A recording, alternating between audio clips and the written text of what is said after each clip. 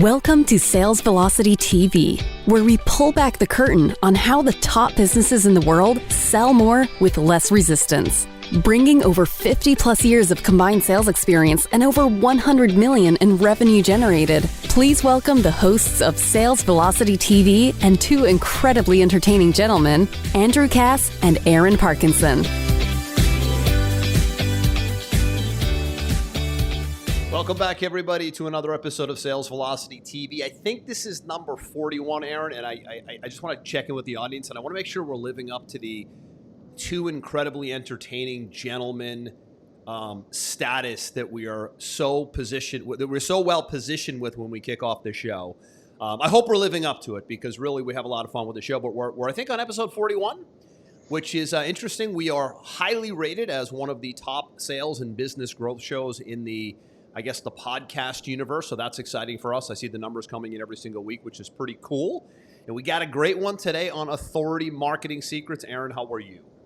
It's Friday, man. I'm stoked. I know it's been the same way for you. It's been a crazy busy week. Met tons of amazing new people, forged a ton of great new relationships. Excited to go into the weekend. As you know, we had a hurricane. Yeah. Yeah. Saw that. That was interesting. You go back to the Stone Ages for, 24 hours. You guys had hours. No power for how long? A day? 24 hours? Yeah, we had no power for about 30 hours and tons of trees blown down, a little bit of structural damage, here on the island. But it's amazing in both a positive and a negative way to see how interconnected we all are. Like the moment we didn't have power and phones couldn't get charged, my kids were losing their mind.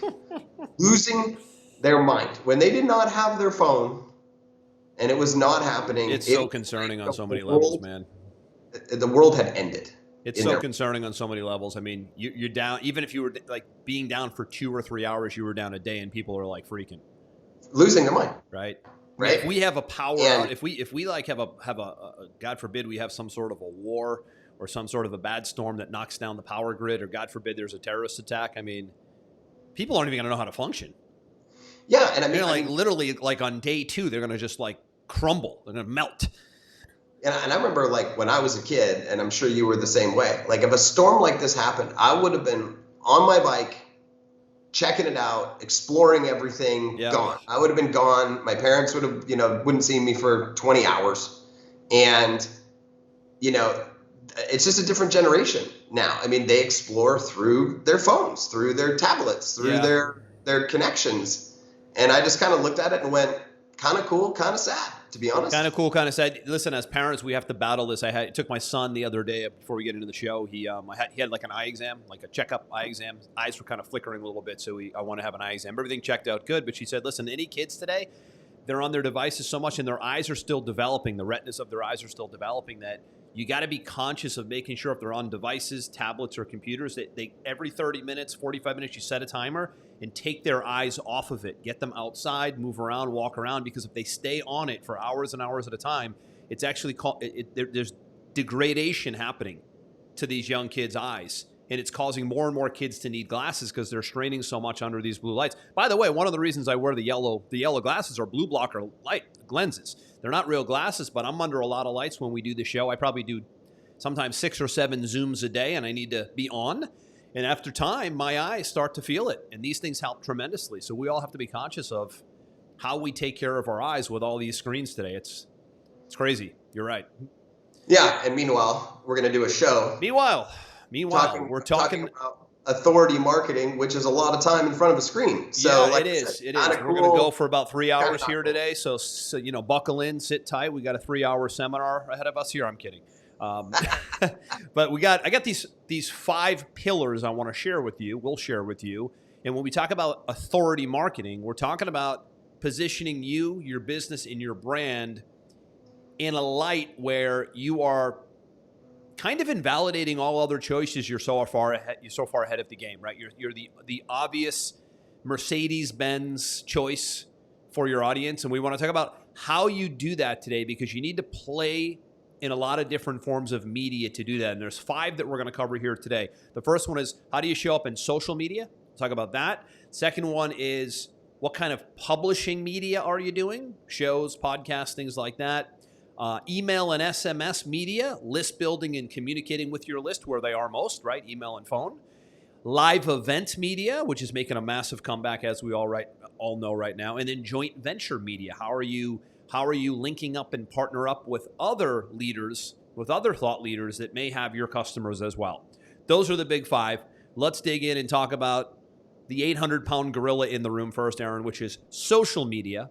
Still, and we've done shows on this in the past. You can go to salesvelocitytv.com and go back and see all the different social media type topic shows. We have a ton of experience in this area. We advise clients in this area quite a bit. There's a way to do social media and a way not to do social media. It's really important that you separate it, personal from business, personal from public figure, right? If you look at like an Instagram page as an example, you can have a traditional Instagram account or a public figure account. Same with Facebook. You can have a traditional personal Facebook page or what's called a business fan page. You really need to make that divide first. We can start there, and then we'll talk about what kind of content, how do I need to show up in social media? Because you are being, tell me if this is correct English here. It might be new English. You are being social media'd today more than you are being Googled today. Has that verb made it yet? Okay. How about you're being Facebooked and Instagrammed and YouTubed today more so than you're being Googled today. So you better be there. Right? Yeah. Close?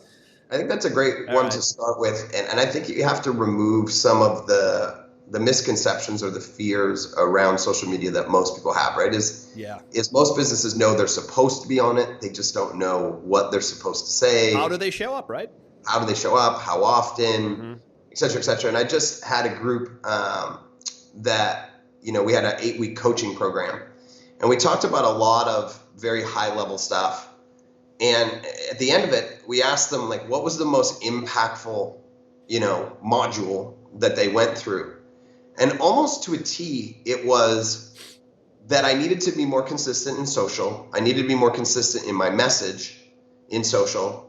I needed to be more consistent in my posting, right? And as a result, the majority of the people did that, and their leads and their sales went through the roof. And it wasn't. They weren't surprised that their leads and their sales went through the roof. They were almost surprised how long they put it off for. Ah, interesting. They felt embarrassed, I think. Embarrassed by just not being visible on social for as long as they had, really? Just not doing it, right? And like anything, we challenged them to schedule it, into their calendar, make it part of their, productivity, right? Don't leave it up to when you feel like it, leaving it to chance, so on and so forth. And this group that I'm talking about, individually, is that they're all personal trainers, right? Yep. And so they just got in that habit of consistently posting valuable content. And obviously, if you're a personal trainer, you're posting. You're in kind of a demonstration business. You better be on social, right? And I showed them, what you and I, understand about content mapping and creating the right content and making sure that they've got their seed language and all their stuff and their USP and a call to action and everything. And just being, consistently giving value and letting people know what they do and who they work with and how they can, be reached, what's the next step. And all they had to do was consistently do 1 to, in some cases, 2 per day, right? And they all found to a T that just being consistent and not worrying so much about whether it was perfect or whether it was, worrying about what people were saying, kind of feedback they got, etc. Just being consistent around their message, their brand, their USP, all of a sudden leads and sales, in many cases for these people doubled or even tripled, right? Just by being more visible on social, just by being more out there and having a strategy and being seen, they felt like they had more deal flow. I think that the challenge with social media is that people are like, oh, I don't, in many cases, I don't like social media. I don't want to be on social media. It's definitely a love-hate thing. Let's be real, right? People have a love-hate thing going on with social media. I think it's safe to say. And my point to them is always, look, business is a game of eyeballs and credibility. I don't care where you get the eyeballs and the credibility from, but the more eyeballs you have and the more credibility you can gain, the faster your business can grow and the more money you're going to make. So look at these different types of media that we're talking about today. Remove your personal opinion away from social media. Remove your political view of the different channels, how they handle things, whatever. Remove your ageism beliefs around the different, all the things that you've got wrapped up in your head, and just substitute it with more eyeballs, more credibility. It's a simple shift. Or I'll take it one step further, Aaron. Or use the platforms the same way the owners of the platform use them. They're nothing but massive advertising engines. Do you think Facebook is there to create a lovey-dovey atmosphere for all of you to hang out with and connect with your college buddies? Nope. They're there to get as many eyeballs as they can into one ecosystem so they can sell $1 billion a week in advertising. Correct. Don't be fooled. But hey, here's the deal. Play the game. What's the saying? Don't hate the player, hate the don't hate the player, hate the game. Right. I mean, play the game. You should be using social media for business purposes. You're welcome to hang out and have conversations with friends and connect with people from high school. Certainly there's that element of it. But if you can find a way to crack, this is TV media today, by the way. What TV was when we grew up in the 80s is social media today. It's essentially TV. Right. It's the number one place to advertise if you can make it work. Most people can't make it work. We've done episodes on that as well. But the first step is being there. And how do you be there on Instagram, Facebook, YouTube, and wherever else? Those are the big three. How do you be there organically first? We can always dovetail later. We did it last week, actually. We talked about the advertising side of things and the paid media side of things and the changes with iOS. By the way, that's a great episode to watch. I think it was traffic and conversion that we did last week. There's been a lot of changes on the paid media side of things, but we're talking all organic today. How do you show up, perform, and produce content? And we've got I think you know him as well, because I think he's a member of Pipe. You know, got this personal trainer. He's got a very specific demographic. You know, it's guys about 40 to 50 years old that want to be in some type of competition, you know, like those bodybuilding competitions, you know. So he knows exactly who his niche is. And a couple times a day, does a 2-minute video, gives a little tip on how you can accomplish that, right? He puts in his seed language. I work with guys in their early 40s who, you know, want to succeed in their first or second competition, right? And if you want to work with me and achieve these goals, you know, send me a direct message. Like it's a very simple process, right? It's value. It's almost like a mini info commercial, giving value, teaching, and then, hey, by the way, here's how to get in touch with me. Here's the kind of person I work with. It's textbook. Yeah, and this young guy, super nice guy, kind of shy, to be honest. I think it's taken a lot for him to overcome to be consistent with it over the last year. Right. You know, this is this one-man operation making $60,000 a month in personal training. Very cool. I mean, think about it. Can you imagine when you were, I think you were a personal trainer way back when I was 19, yeah. When you were 19. My first business, yeah.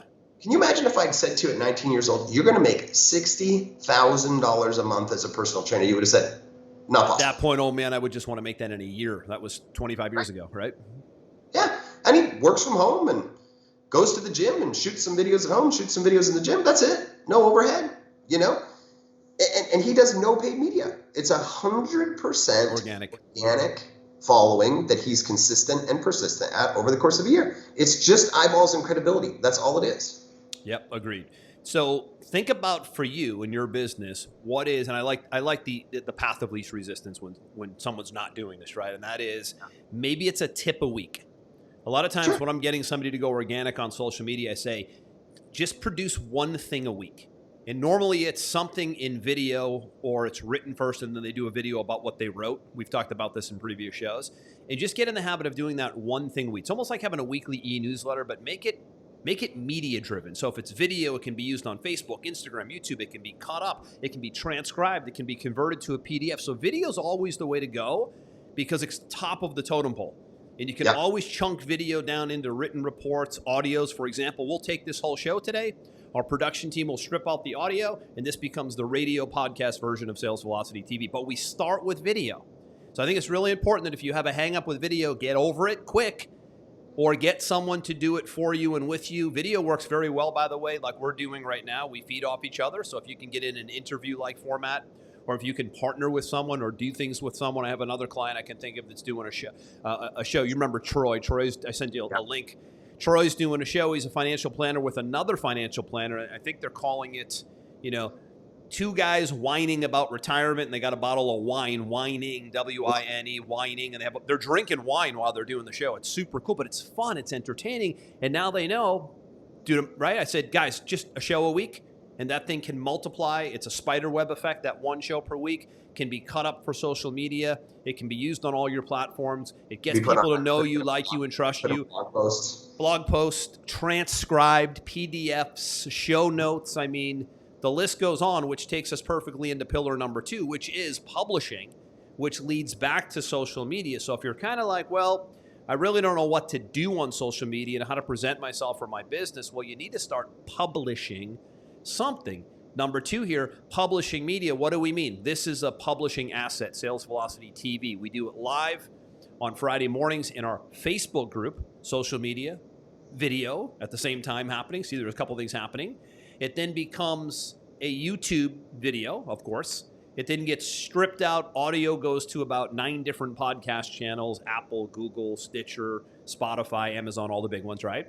It then gets show notes written. Our team will then take out the highlights of this. And we have a website for the show where you can download all the shows, watch all the shows, see the video of the shows, and download it onto your favorite podcast platform.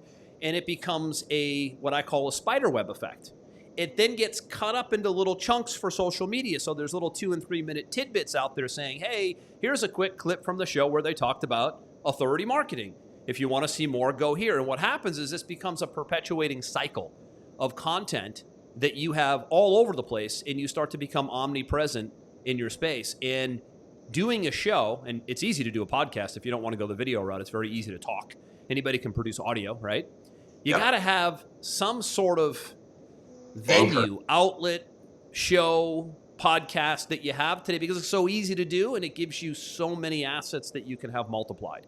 And that's the publishing piece that I think a lot of people get hung up on too, because they say, well, I don't know where to begin. How could I have a show like you guys? Or what would I say on my podcast? How will I come up with something every week? Like there's all those, what do we call all those? We call it Jim Rohn or Zig Ziglar. All that stinking thinking, he calls it. All that stinking thinking comes in. You find all the reasons why not versus all the reasons why you should, which we're talking about today. Yeah, and I think that another thing that kind of hangs people up when we talk about this is that, one, they're worried about what they're going to say, and 2, they're worried that they have to show up in some manner that other people, would expect, right? And it's actually the reverse. The more you can just be yourself, right? And the more authentic you can be with your own voice and your own knowledge, the better it actually is, because it attracts people who resonate with your beliefs, how you speak, all the different things. And it repels the people who don't resonate with what you believe. It's creating that, it's the Seth Godin creating the tribe mentality, or the Simon Sinek, people, you want to do business with people who believe what you believe. Some people will jive with your philosophy, some won't. Right. And so the goal is not to try and be something, conjure something for other people. The goal is to just be yourself and be authentic and share your opinions and your thoughts and your beliefs and your goals and, your experience in your particular niche, and have fun with it. Have fun with it. And the people that'll resonate will resonate. The people that won't. And it doesn't matter. But listen, the content thing, as far as what do I say, I don't know, how will I come up with something every week? There's no shortage of information today and ideas today. This just takes some sitting down and thinking about it. A couple ideas on how to do that. I know some people that do content that shoot 4 shows at one time. Let's say they have a podcast or a video show like ours. They'll have a video person or a producing company come in, or they'll do it themselves, and they'll say, you know what, I'm going to allocate a day a month to publishing. And in that one day a month, I'm going to have 4 episodes, and then I'm going to release them once a week, and then have them all cut up and chopped up. And you can find virtual assistants to do that stuff for you every day of the week and twice on Sunday. It's so easy to find the people to do all that stuff for you. Don't let the tech stand in your way either. But map out the content. What would be 4 good pieces of content that would provide great value to your audience, that would perfectly lead to your product and service as the solution? That's the key. Right? This is not done for ego purposes. It's done for business purposes, right? It's nice to see. It's nice to see all your stuff out there. It's cool, but it better lead to something. I actually had this conversation with a client the other day. I'm like, your show's awesome, but you haven't told anybody to do anything at the end. This isn't for fun. You're not getting paid to do this. Where is the call to action? Where is the next step? Where's the link to the website? Where's the go download my free report? Where is the go to this website to learn more about how I can help you and you can book a call with me? Where is that? Because if that's not there, I'm canceling the show for you, right? So that's key, is there has to be a next step. Agreed, 100%. Let's talk about the third pillar. Third pillar is email and SMS media, which means along the way, you best be building a list, a customer list and or a prospect list. So if you're doing, hopefully you're going to do lead gen from your content and lead gen from a show, a publishing piece, right? Which would be somebody going and getting a free report, signing up for a webinar. Those are kind of the two biggies today, seeing a demo, signing up for a challenge, taking a survey. If you're not capturing data every single day, hour, minute of the week, you're kidding yourself. Because that is the path to a very big business that you can scale, is the building of a list that precedes the selling. Rarely are you just going to go make rogue sales without building a list. Rarely. We could pull it off, but we've been doing this for collectively 35, 40 plus years. But somebody who's getting started online, you've got to be doing list building. Best if you can be doing email and SMS list building, which means you're acquiring names, emails, and I guess bonus would be mobile phone numbers so that you can do SMS text. That's the key. Yeah, and I think that, again, it still surprises me, but I think so many people underestimate the value of a list. Oh, right? They do. They do, because social media gets in the way. Yeah, and to be honest with you, you have to do social. It's not a if or scenario. You have to do them all. You got to do them all. Right, but we have a client, as you know, Andrew, that is in the financial education space, and probably about 6 months ago now, there was a public company that was doing a private placement offer, and they said, hey, do you think maybe your list might be interested in this, and so on and so forth. And they said, yeah, let's send out an email, see if people want to invest in this. It's a mining company, right? Yeah. They sent 3 emails out, and they raised $123 million in 3 days. 3 days, right? They had no idea that their own email list, they're great at capturing emails. They had no idea how valuable that list was. They actually had to restructure their business because of this newfound knowledge of what they could do. The power of the email list. Yeah, I mean, you and I have we have a really good personal friend that was sick for a couple of years, and he had to live off his email list. He still made $1 million a year living off his email list, right? Just sending out an email a couple times a week. I mean, it is such sometimes with an offer, sometimes just value, right? Good balance. I remember. Yeah, people really underestimate. And a lot of people, I think in their mind, they're like, well, isn't email dead now? Like nobody really reads their email as much as they used to. Yeah, you're right. People read less of their emails than they used to, right? But not dead. Just a dead. Little bit more fragmented, but not dead, which means you need to be a little bit better subject lines, different reasons why you're showing up, better with compliance and can spam deliverability. Like you have to play the game a little bit more compliantly now, and then you'll show up much different than everybody else who just wants to blast stuff out for no reason, right? Yeah, having a weekly e-newsletter is to me, there's almost no business that shouldn't have a weekly e-newsletter at bare minimum. Weekly communication once a week, bare minimum. Don't even start with the monthly. You're completely lost in email. If you're waiting a month to communicate with your customers by email, you may as well just hang it up right now, because they're going to forget about you in like 10 days. Forget a month. Yeah, I agree.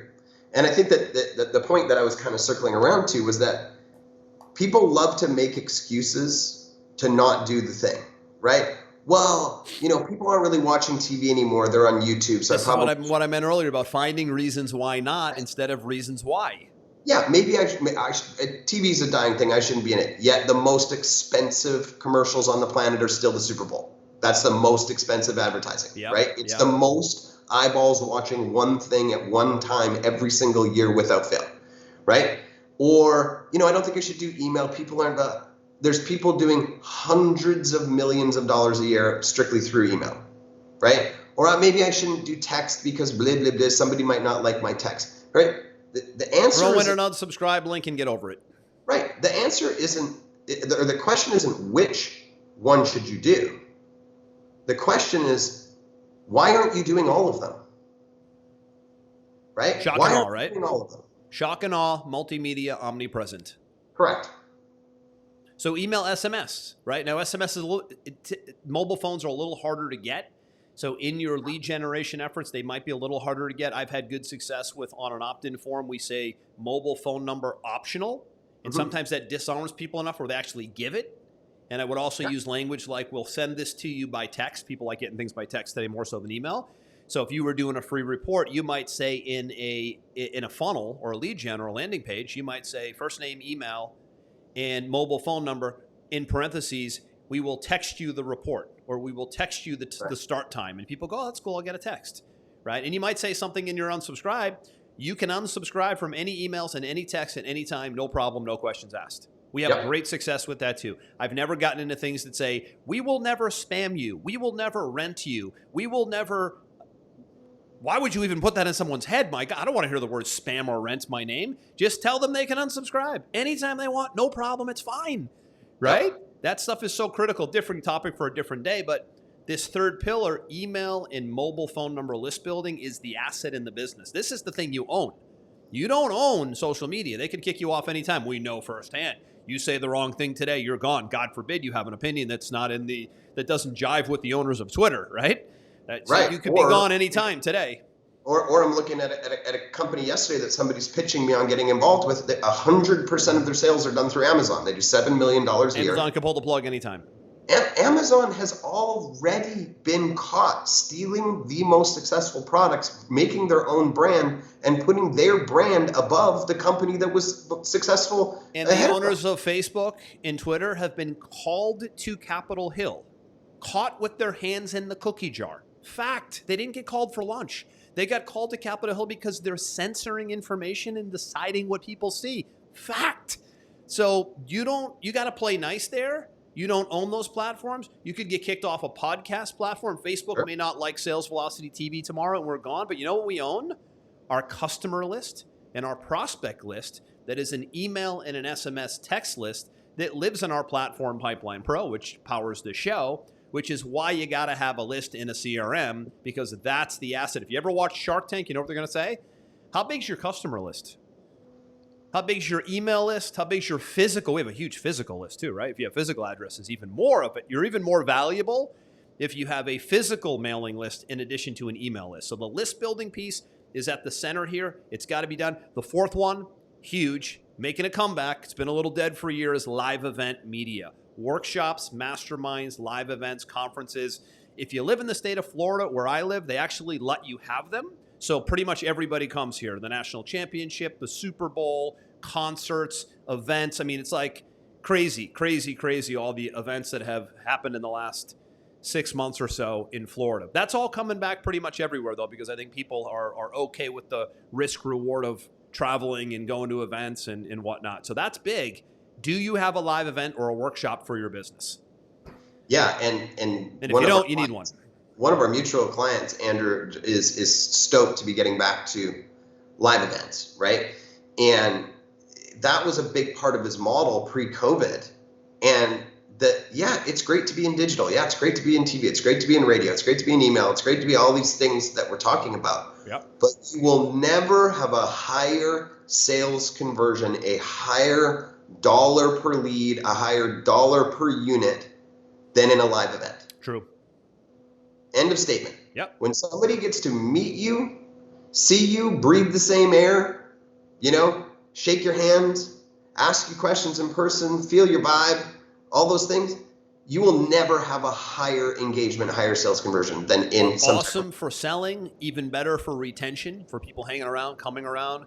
People love having a place to go. I mean, we're getting ready 2022. We put our first annual conference on the calendar, and we say annual because it's going to happen every year, maybe even twice a year. People like getting around people, connecting and networking with like-minded people on a regular basis.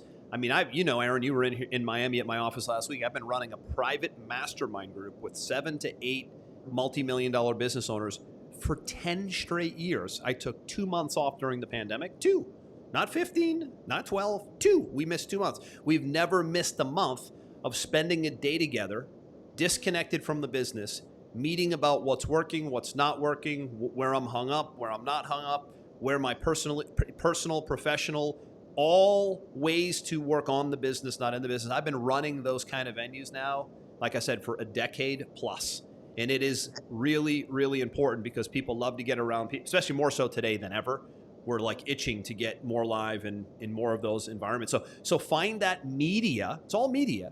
Find that media for your business. What live event, workshop, conference can you put on the calendar to bring people together, to obviously get them to be more open to buying more stuff, and ultimately becoming bigger, better, longer term clients. It's just math on the live event thing. It's so simple. And the fifth one is joint ventures, which I think is the most underutilized of them all. This was one that you can probably talk more about. But linking up affiliate, joint ventures, strategic alliances, they all have different terms. Figuring out ways to connect with people who maybe share the same customers as you, because we can't convert everybody. Yeah, and this is, I went in depth with a group yesterday on this. It is the most underutilized free strategy on the planet, right? Yeah. Number one, do you even have a referral program for your customers? It is the most simple thing. Hey, if you refer us a customer, I'll give you $100, or I'll give you 10% off, or I'll send you a gift card. It doesn't even matter what it is. Do you have one? And have you told your customers that it exists? Okay, that's question number one. That's the easiest thing on earth. If people have had a great experience with your business, they want to send you people. But if you don't tell them that you want them to send you people, if you don't keep it in front of their face, and if you don't give them some type of incentive, right? Because energy goes where money flows, right?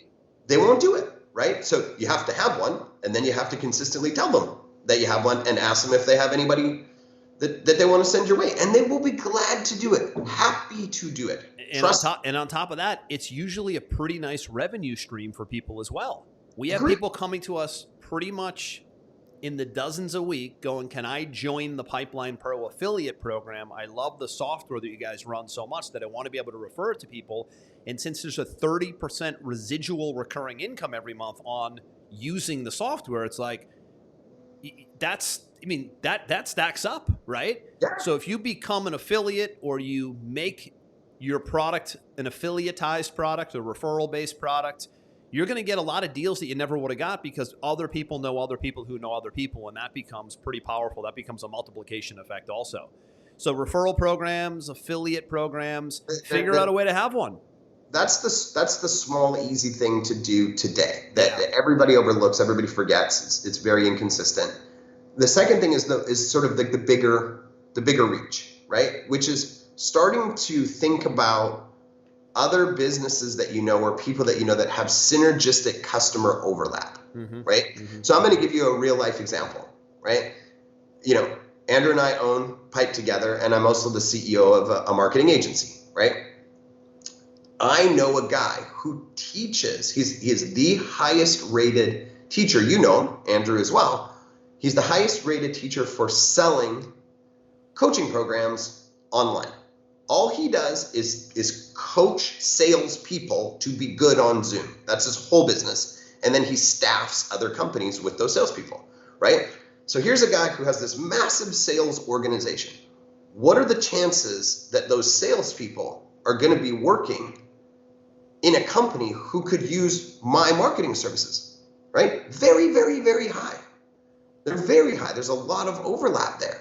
So I reached out to him. We had a conversation. I said, hey, I would love to set up a joint venture with you and make you part of my referral program, and I'll pay you, a good chunk of money if you send anybody there. That one guy, he was like, yeah, absolutely. Let me test you out. All of a sudden he realized we were really good at what we did, which makes his life, easier with his business because he has the salespeople, right? He sent me about $400,000 in business this year. That one relationship, right? Because I thought about it for a second. I said, where would there be overlap? Where could I offer value? I did a little mini training for his group. I set up an agreement with him, and I follow up with him once every 2 weeks, right? There's hundreds of these types of businesses all over the world in your niche. Whatever niche you're in, And you might be saying to yourself, well, I can't think of any right now. That's because you're lazy and you haven't taken 5 minutes to actually do some work. It's the same conversation as you can find content too. Take the time to do the work to organize the content. Same thing. Take the time to do the work to find the joint ventures. Sure. Joint ventures can They're come there. From other companies, physical, digital, Facebook groups, email lists, SMSs. Your local chamber of commerce. I don't care. There's a million of them. Stop being lazy. Go establish the relationships and have, 20 of these. Mutually beneficial relationships where you can feed business back and forth and share in the money. Right. I'm thinking as you're talking, Aaron, I'm thinking about we have about 3 I call it strategic alliances, but it's joint venture, right? Yeah. We have 3 joint venture vendors that I'm thinking about right now that bring their services to the table that we make available to all of our members, and in turn we make a huge chunk of money every month from the services that they sell to our members, which we vet very closely. We bring the right complementary partners into our ecosystem that can help and add value.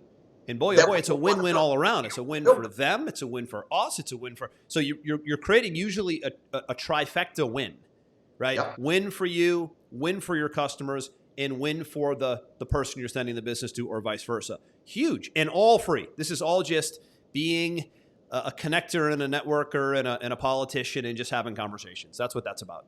And I want to give everybody one really important tip if you're going to go down this road that I had to learn on my own, right? You're going to have so many people that you meet that want to help you, because as humans, most humans want to help other humans, right? And what they'll say to you is, I'm happy to send people if I find somebody that's a good fit for you. You don't need to pay me anything, okay? Wrong. I tell every single person who says it to me, I don't care what you say. I'm sending you a referral agreement and I'm sending you money. When you say, honestly, bro, I don't need it. Yeah. No. And I signed them up, and all of a sudden they send me one person, and I send them cash, and it's all of a sudden like it became 10 more behind it. Right? The moment you send somebody cash, watch how many more they send you. I agree. They send you one person and they don't get any cash. It's just one of those things that they're never thinking about. That blah, blah, blah. I can't get cash fast enough into these people's hands the moment they send it. Very smart on your end to do that, because most people don't formalize it like that, and they should, right? Absolutely. I spend on average in one of my companies right now about $30,000 a month in referral fees. But it's money you wouldn't have had, as you know. Correct. So you're glad to send it because the top line money you wouldn't have had. It's just part of my ad budget. Yeah.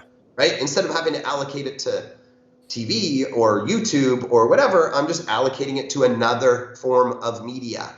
And that's the purpose of today's conversation, is we're talking about these different, you're leveraging other people's audiences. Mm-hmm. That gives you instant authority in that group that you didn't otherwise have, right? So make a list of the top 20, synergistic businesses that you could partner with. Reach out to them, have the conversation. Nobody doesn't want free money, right? Like, it's not like it's a difficult conversation. Could we maybe do something together and I could send you some free money? Okay. Sounds good. The key is finding the congruency, right? Finding the industries, the people who sell to your people, vice versa. You have to think about this too, right? What are some congruencies? What would be so here's a good question to leave you with. What would be a good product or service that I could add to my offerings that I don't fulfill, that I bring someone in to fulfill? That's the key here, is no work. And I could make money selling it to my customers, and then the vendor would make money as well, and the client would get great value. So there's also a play here for if you need to develop other products and services. Don't think you need to be the developer and the fulfiller of all the products and services. Bring in a vendor, call it a joint venture, partner with somebody, and provide an additional complementary product and service to your customers or clients. And it's another income stream for you, and it's another value add for them. And that's a great way to be thinking about new revenue streams also. Yeah, we have a ton of financial education or financial products and insurance products. We have a lot of those members inside of Pipeline Pro, right? Yeah, financial advisors, insurance guys, accountants, yeah. it makes perfect sense if you're one of those people to connect with one of those other people to introduce a joint venture, right? Mm-hmm. If I'm selling financial products, they probably need to talk about insurance. If I'm selling insurance, they probably need to talk about financial products. You connect with each other, you establish a process and a joint venture, and all of a sudden, boom, you're just giving the customer what they want instead of them having to go search somewhere else, and it's free money. It's so overlooked, and it's free, Yep. and it's powerful.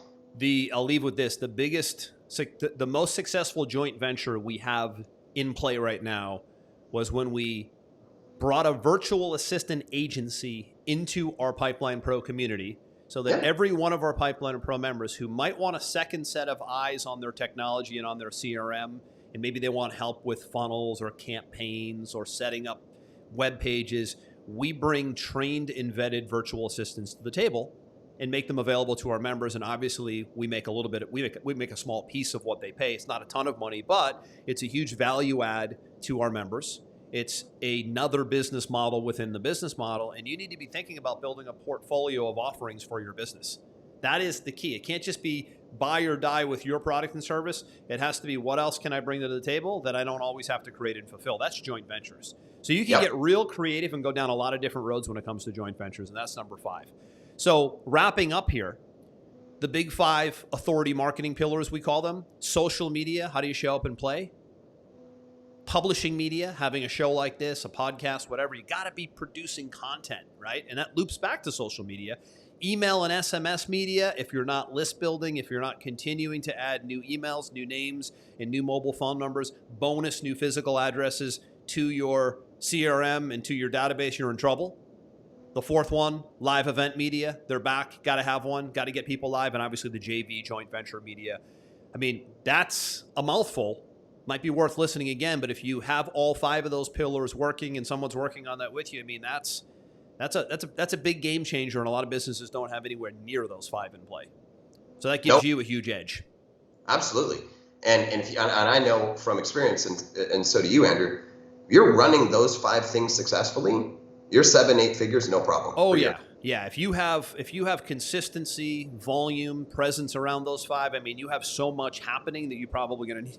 If you don't already have a big staff, you'll need a bigger staff. You'll need people to run the divisions. I mean, you could take these 5 pillars and you could argue that they're verticals within your company, because they are. And you could even argue that someone's running each of these verticals. Someone's running my live events, someone's handling my joint ventures, someone's handling my social media, someone's producing my show, and someone's overseeing and managing my email and SMS list. That's a big ass business right there. And I would say that most likely, Aaron, most businesses have 1, maybe 2 of those in play well. Executing well, maybe 1 or 2. When I see 3 and 4, when I see the score of 3 and 4, I'm like, that they're killing it. 5, forget it. Yeah. Right? Yeah. I mean, the group that we were working with last week, we got them to put in 2. They had 0. We got them to put in 2. They all have to hire more people. Mm-hmm. They're overwhelmed. So these things are injections of growth to the business. It's new growth to the business. So good stuff there, man. I'm going to leave it there. Authority marketing pillars, 5 we talked about. There were probably many more, but I think these 5, if you box yourself into these 5, these can go a long way in getting you to where you want to go. I'm going to leave it there. That's Aaron. This is Andrew. If you want to see all of the past shows, head over to salesvelocitytv.com. If you watch us live 11 a.m. every Friday in the public Sales Velocity TV Facebook group. Everyone, this one's a wrap. We'll see you next week on the next episode. We hope you enjoyed this episode. Sales Velocity TV is powered by Pipeline Pro, the ultimate all-in-one sales pipeline management and marketing automation platform that makes all others obsolete. And we can prove it. Take a tour at gopipelinePro.com. See you on the next episode.